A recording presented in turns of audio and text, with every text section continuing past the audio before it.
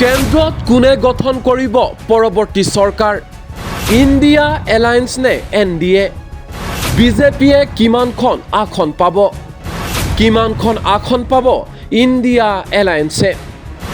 কংগ্ৰেছে কিমানখন আসন পাব? কি হ'ব বিজেপি মিত্ৰজোঁটৰ? নিৰ্বাচনী সমীক্ষা প্ৰকাশ কৰিলে ৰাজনৈতিক বিশ্লেষক যোগেন্দ্ৰ যাদৱে। অহা 4 জুনত 2024 লোকসভা নিৰ্বাচনৰ ফলাফল ঘোষণা কৰা হ'ব। 4 জুনত স্পষ্ট হ'ব যে দেশত পৰৱৰ্তী চৰকাৰ কাৰ হ'ব, কোন হ'ব দেশৰ পৰৱৰ্তী প্ৰধানমন্ত্ৰী। আৰু লোকসভা নিৰ্বাচনৰ এই ফলাফলক লৈয়ে ব্যস্ত হৈ পৰিছে এতিয়া ৰাজনৈতিক মহল। বিভিন্নজন ৰাজনৈতিক বিশ্লেষকে প্ৰকাশ কৰিছে নিজৰ নিজৰ সমীক্ষা। দেশবাসীৰ আগত দাঙি ধৰিছে নিৰ্বাচনী ফলাফলৰ অংক। কিন্তু ইয়াৰ মাজতে ব্যাপক ৰূপত চৰ্চা লাভ কৰিছে ৰাজনৈতিক বিশ্লেষক যোগেন্দ্ৰ যাদৱৰ নিৰ্বাচনী সমীক্ষাই। ৰাজনৈতিক বিশ্লেষক যোগেন্দ্ৰ যাদৱৰ ফলাফলৰ অংক এনেধৰণৰ। এইবাৰ লোকসভা নিৰ্বাচনত বিজেপিয়ে পাব 240ৰ পৰা 260খন আসন। NDAৰ আন সহযোগী দলে পাব 35ৰ পৰা 45খন আসন। কংগ্ৰেছে পাব 85ৰ পৰা 100খন আসন। ইণ্ডিয়া এলায়েন্সৰ সহযোগী দলে পাব 120ৰ পৰা 135খন আসন। 400 পাৰটো দূৰৰ কথা, 300 পাৰ হোৱাটো বিজেপিৰ বাবে অসম্ভৱ। ৰাজনৈতিক বিশ্লেষক যোগেন্দ্ৰ যাদৱৰ সমীক্ষাক লৈ দেশজুৰি চৰ্চা। শুনো আহক কি কৈছে যোগেন্দ্ৰ যাদৱে। कोई 10 दिन पहले चुनाव के परिणाम का आकलन करते हुए मैंने एक वीडियो रिलीज की। करोड़ों लोगों ने देखा, लाखों प्रतिक्रियाएं आई, सवाल पूछे गए। सबने कहा कि भाई 4th पेज से पहले आपने किया था, अब फाइनल मूल्यांकन क्या है? तो ये आपके सामने है फाइनल मूल्यांकन मेरा। मेरे ख्याल से इस चुनाव में बीजेपी को 240 से 260 के बीच में सीट आनी चाहिए। उसके NDA सहयोगियों को 35 से 45 के बीच, कांग्रेस 85 से 100 के बीच और उसके इंडिया गठबंधन के बाकी सहयोगियों को 120 से 135 के बीच।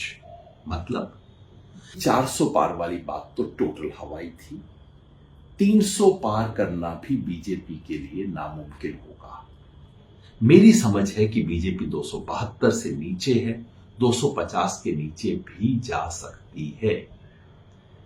इंडिया अलायंस 205 और 235 के बीच में कहीं है, यानी कि बहुमत से पीछे है, NDA से पीछे है। लेकिन अगर आने वाले कुछ दिनों में उत्तर प्रदेश और बिहार में कुछ बड़ा बदल हो जाता है तो ये संभावना से इनकार नहीं किया जा सकता कि उस एक्सट्रीम सिचुएशन में इंडिया गठबंधन NDA से आगे निकल सकता है, मगर आज है नहीं।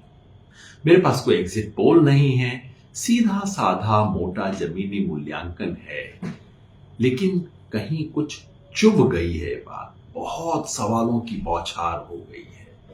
एक बात हर कोई पूछता है कि साउथ में और ईस्ट में क्या बीजेपी गेन नहीं कर रही और वहां के गेन्स होंगे, बाकी के लॉसेस तो बराबर हो जाएंगे। इस बात में छोटा सा सच का अंश है। सच का अंश ये है कि हाँ, जो तटीय पट्टी है केरला से लेकर उड़ीसा तक, इसमें बीजेपी के वोट बढ़ेंगे, थोड़ा सा सीट का भी फायदा होगा। शुरुआत यहीं से कर लेते हैं, बीजेपी के गेन्स देख लेते हैं। फायदा उतना नहीं जितना वो सोचते हैं। केरला, तमिलनाडु और पौंडीचेरी मिला के बीजेपी की अपनी सीट सिर्फ 2 बढ़ सकती है। एलाइज को भी 2 और सीट आ सकती है। आंध्र में बीजेपी के एलाई TDP और जनसेना ने बहुत अच्छा परफॉर्म शायद किया है। कुल मिला के इन्हें 15 सीट आ सकती हैं। बीजेपी की अपनी सीट बढ़ेंगी 3। तेलंगाना में इस बार सीधे कांग्रेस और बीजेपी का मुकाबला हो गया है और ऐसे में कांग्रेस की सीट भी बढ़ेगी, बीजेपी की सीट भी बढ़ेगी। ये भी संभव है कि लगभग बराबर हो जाए।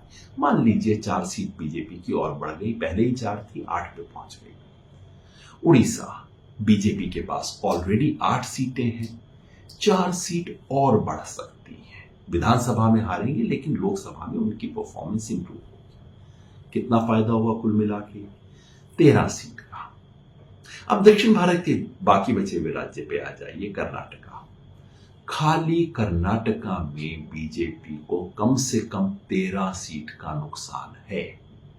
25 सीट बीजेपी के पास है, एक उनके सहयोगी के पास थी। 12 से ज्यादा इस बार बीजेपी की नहीं आ रही, तो 13 सीट का जो फायदा बाकी सब राज्यों में हुआ वो अकेले कर्नाटका में बराबर हो गया। बच गया ईस्ट।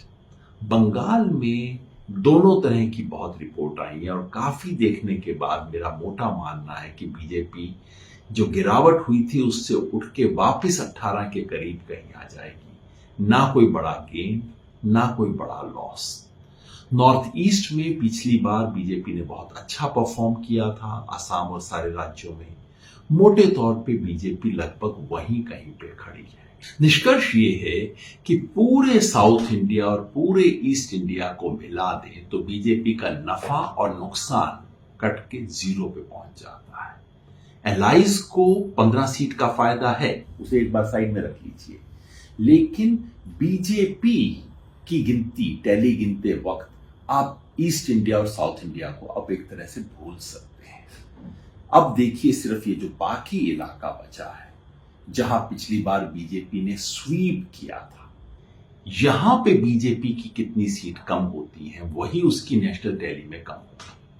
शुरुआत करते हैं महाराष्ट्र से। महाराष्ट्र में पिछली बार एलाइज के साथ एनडीए को 42 सीट थी, इस बार कम से कम 20 सीट का नुकसान है। 5 सीट का नुकसान बीजेपी को, 15 का एलाइज को। राजस्थान में कम से कम 10 सीट का नुकसान है। चलिए इसके अंदर गुजरात भी जोड़ देते हैं, दोनों में मिला के 10 सीट का नुकसान। मध्य प्रदेश, छत्तीसगढ़ में कम नुकसान है, लेकिन अगर उसके साथ आप झारखंड भी जोड़ दें तो तीनों में मिला के 10 सीट का और बीजेपी को नुकसान। हरियाणा में बीजेपी के खिलाफ एक आंधी सी है, हरियाणा और दिल्ली में 10 सीट का नुकसान। और उधर पंजाब, हिमाचल प्रदेश, चंडीगढ़, जम्मू कश्मीर, लद्दाख में मिला के 5 सीट का और नुकसान। बच गया उत्तर प्रदेश और उत्तराखंड, जहां मेरे अनुमान से बीजेपी को कम से कम 10 सीट का नुकसान है।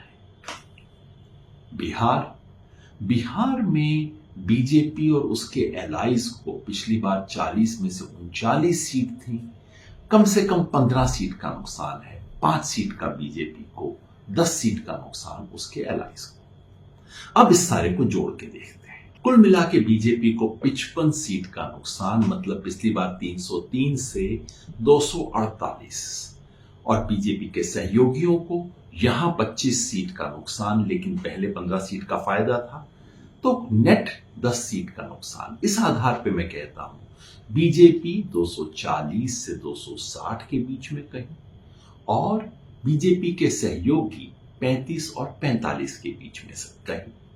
मतलब ये कि ये चुनाव पलट चुका है, और अगर आने वाले 2 चरणों में उत्तर प्रदेश, बिहार और हरियाणा और दिल्ली में यह आंधी अगर और पकड़ ले तो ये भी हो सकता है कि एनडीए ही 272 के नीचे रुक जाए। ये वो सच है जो मीडिया, पोलस्टर, एक्सपर्ट आप तक पहुंचने देना नहीं चाहते। ये वो सच है जो मेरा फर्ज है आप तक पहुंचाना, और आपका फर्ज है आगे। News desk, any talks.